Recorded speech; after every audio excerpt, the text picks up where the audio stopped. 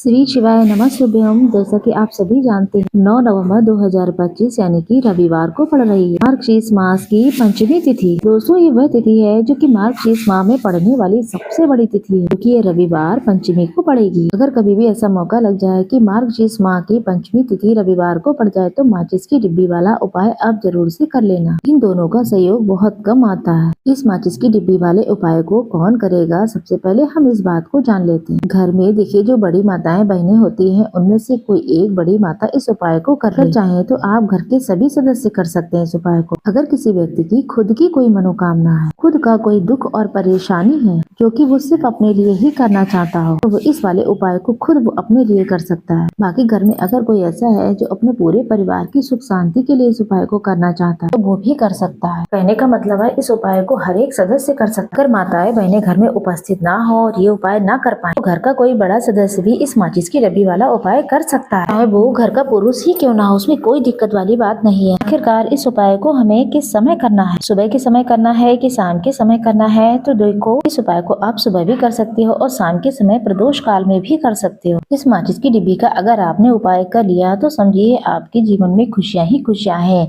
जो लोग अपने जीवन में शत्रुओं से बहुत परेशान या जिन लोगों के ऊपर शत्रु बहुत कुछ किया कराया काम करते हैं, आपके ऊपर जो भी शत्रुओं ने बंधनवार क्रियाएं करवा रखी हो, आपके दुश्मनों ने करवा रखी हो, किसी भी तरीके से आपके दुश्मन आपको नुकसान पहुंचाना चाहते हैं, आपको हानि पहुंचाना चाहते हैं या किसी भी तरीके से आपको परेशान कर रहे हैं, कोई भी दुख कोई भी कष्ट आपको दे रहे हैं, अगर आप ये उपाय कर लेते हैं जो भी आपके शत्रु है दुश्मन है उनका सफाया पूरी तरीके से हो जाएगा। इस उपाय को आप किसी भी दिन भी कर सकते हैं। तो उपाय बताने से पहले आप सभी लोग एक जयकारा जरूर से लगा लें। अगर आप जयकारा लगा लेते हैं तो बालाजी महाराज की कृपा आप पर आपके परिवार पर सदा बनी रहेगी। सभी लोग बोल दीजिए जय श्री राम जय बालाजी महाराज, क्योंकि इनका आशीर्वाद जिनको भी प्राप्त हो जाता है उनका कभी अहित नहीं होता, उनका हमेशा कल्याण ही होता है। यहाँ पर आपको एक माचिस की पूरी डब्बी लेनी है। भरी हुई माचिस होनी चाहिए, खाली माचिस नहीं लेनी है। साथ के साथ एक छोटा सा कागज लेना है। कागज ऐसा हो जिस पर कुछ लिखा ना हो, कोई लाइनें ना खींचे। साथ आपको एक काले रंग का पेन लेना है। उस कागज के ऊपर आप अपने शत्रु का नाम लिखेंगे। अगर शत्रु का नाम पता ही नहीं है, शत्रु बहुत सारे हैं, कहाँ तक लिखे जाएं, या गुप्त शत्रु हैं। कुछ ऐसे होते हैं जिनके बारे में आप जानते ही नहीं होते हैं। आधे से ज्यादा लोग ऐसे होते हैं जो गुप्त शत्रुओं के बारे में जान ही नहीं पाते हैं। अगर नाम नहीं पता है तो शत्रु या फिर गुप्त शत्रु लिख दें उस पर्ची पर। इससे ये होगा आपके जितने भी शत्रु हैं, 2 है, 3 है, 4 है, सभी शत्रु परास्त हो जाएंगे। अब उस पर्ची को लिखने के बाद फोल्ड कर लें और जो सफेद पर्ची आपने लिखी है उस पर्ची को आप रख लेंगे माचिस के अंदर। इस माचिस को बंद करके आप अपने पास रख लें। फिर आपको वह